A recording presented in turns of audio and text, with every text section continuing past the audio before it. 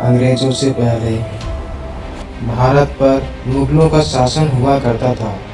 उन्होंने अपने राजनीतिक और आर्थिक लाभ के लिए हमारी धरती का उपयोग किया। सन 1600 में जब अंग्रेजों ने व्यापार के उद्देश्य से भारत में प्रवेश किया था तो मुगल सम्राट को इसका अंदेशा भी नहीं था कि ये अंग्रेज व्यापार के बहाने उन्हें कई राज्यों से बेदखल भी कर देंगे। व्यापार की आड़ में देश पर अपना अधिकार जमाने की रणनीति धीरे धीरे कारगर होती चली गई। जब चालाक मुगल शासक अंग्रेजों की कुटिल रणनीति को नहीं समझ पाए तो भला भोले भाले लोग उस खतरे को कैसे भांप पाते कि यह व्यापार उनका सर्वस्व लूटने के लिए किया जा रहा है। अत्याचार और लूट खसोट का ये सिलसिला 2 सदियों तक चलता रहा और अंततः एक लंबी लड़ाई के बाद हमें ब्रिटिश हुकूमत से मुक्ति मिली और भारत आज़ाद हुआ। ईस्ट इंडिया कंपनी का भारत पर आगमन सन 1600 में ब्रिटेन की रानी ने ईस्ट इंडिया कंपनी को भारत में व्यापार करने की अनुमति दे दी और इस तरह हिंदुस्तान में ईस्ट इंडिया कंपनी का आगमन हुआ। उसके बाद मुगल साम्राज्य का पतन 1852 में बहादुर शाह जफर की मृत्यु के बाद मुगल शासन का अंत हो गया। आखिरी मुगल बादशाह की मौत के बाद पूरी सत्ता अंग्रेज़ों के हाथ में आ गई। 1857 की क्रांति आज़ादी की पहली अंगड़ाई भारतीय इतिहास में इसे सैनिक विद्रोह की संज्ञा दी जाती है, लेकिन वास्तव में यह उत्तर से लेकर मध्य भारत से लेकर पश्चिमी क्षेत्र में फैले व्यापक जन असंतोष का परिणाम था। उस जन असंतोष का कारण धार्मिक भी था, सैनिक भी और आर्थिक भी। विद्रोह को तो कुचल दिया गया था, लेकिन भारतीय इतिहास में 1857 को प्रथम स्वतंत्रता संग्राम माना जाता है। खूब लड़ी मर्दानी। 17 जून 1858 को झांसी की रानी लक्ष्मीबाई अंग्रेजों से लड़ते हुए वीरगति को प्राप्त हुई। सत्ता की बागडोर कंपनी के हाथों में। 1859 को ब्रिटिश कानून के तहत सन 1859 शासन की पूरी बागडोर ईस्ट इंडिया कंपनी के हाथों में चली गई। भीषण काल 1860 से 1861 में उड़ीसा, बिहार, मद्रास और बंगाल में भयंकर अकाल पड़ा, जिसमें करीब 20 लाख लोगों की जानें गईं।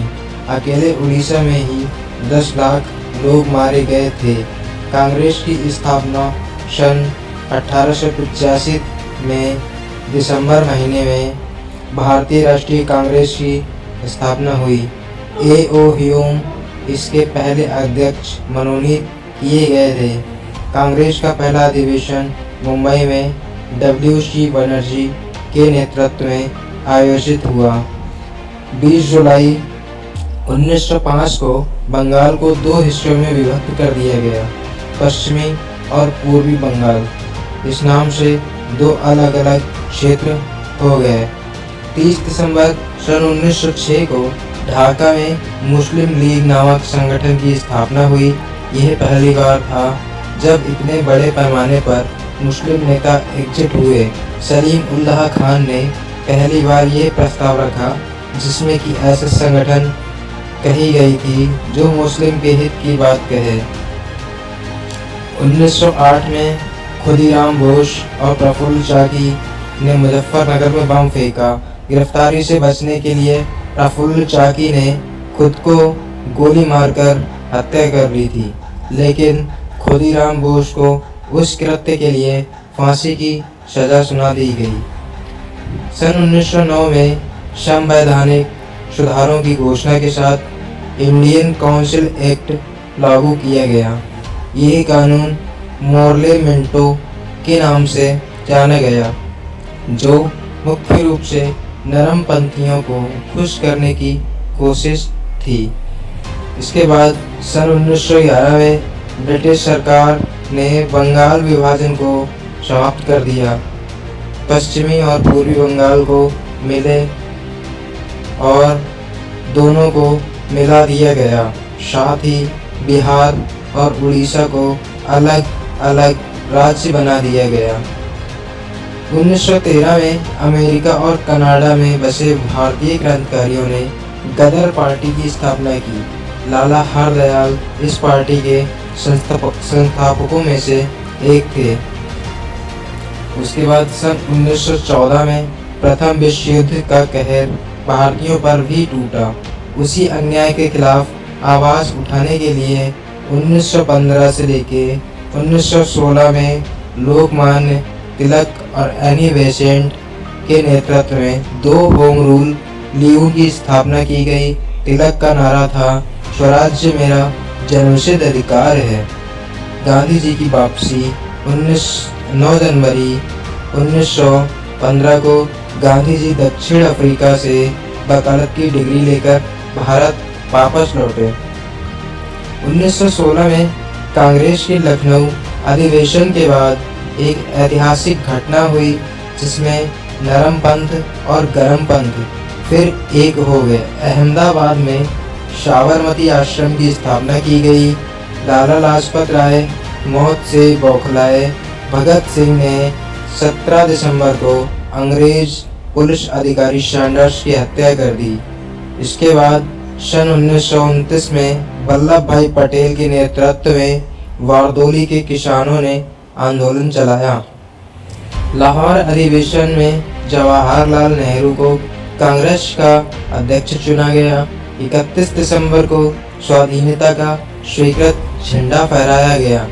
27 फरवरी को इलाहाबाद के अल्फ्रेड पार्क में अंग्रेजों की गिरफ्तारी से बचने के लिए चंद्रशेखर आज़ाद ने खुद को गोली मार ली।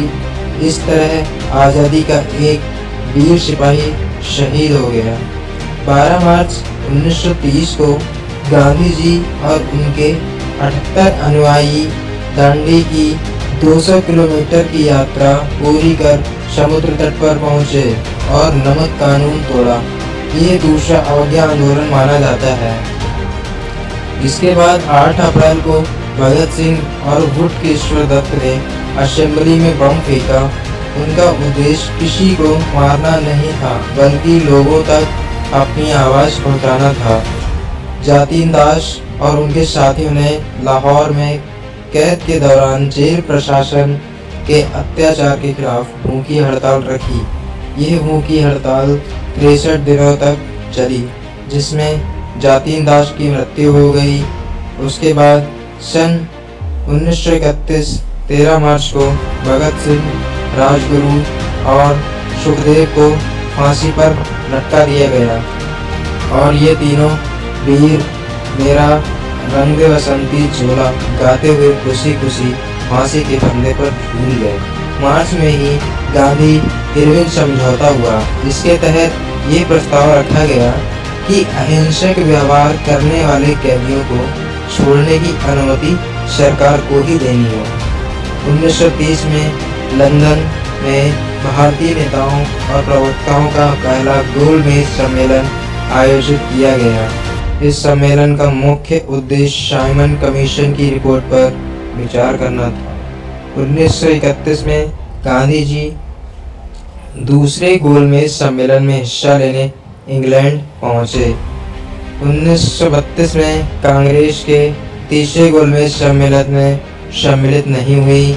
इस सम्मेलन का परिणाम 1935 के भारत सरकार कानून के रूप में आया। 1917 में गांधी जी के नेतृत्व में सबसे पहले बिहार के चंपारण जिले में सत्याग्रह आंदोलन की शुरुआत हुई। नील की खेती करने वाले किसानों पर हो रहे घोर अत्याचार के विरोध में ये सत्याग्रह शुरू किया गया था कि सन 1918 में ब्रिटिश सरकार के भारत मंत्री को एडविन मॉन्टेग्यू और वायसराय लॉर्ड चेम्सफोर्ड ने संवैधानिक सुधारों की प्रस्तावना रखी जिसके आधार पर 1919 का भारत सरकार कानून बनाया गया।